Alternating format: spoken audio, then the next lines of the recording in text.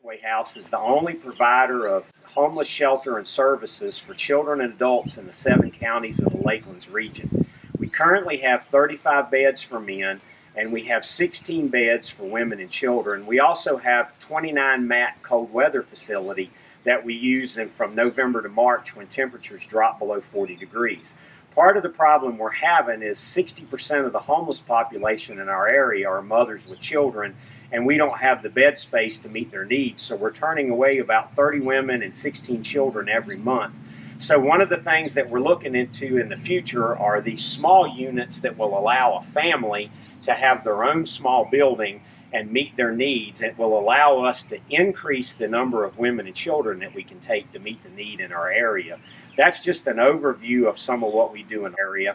So let's go into our Furnishing the Future shop to see what we're doing in that area. Now, one of the things you may not realize about the homeless population is all of our clients suffer from high levels of complex trauma.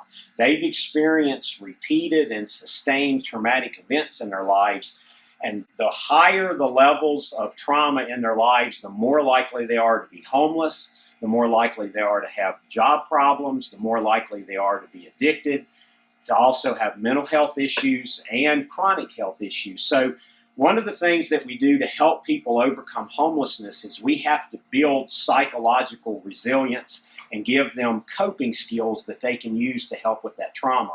One of the ways we do that is through our art therapy program. Now, we're in our on-campus woodworking shop here at Greenwood Pathway House. It's run by Bruce Pfeiffer, who comes in and works part-time and helps us give our clients these opportunities. So the neat thing about this program is it takes broken and discarded pieces of wood and turns it into something beautiful.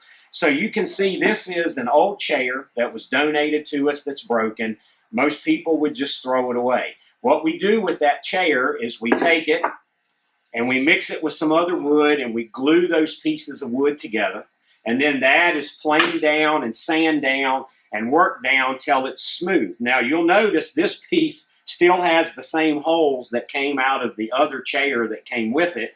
Once that product is finished and stained, it becomes this beautiful breadboard that you can get at Main and Maxwell here in Greenwood.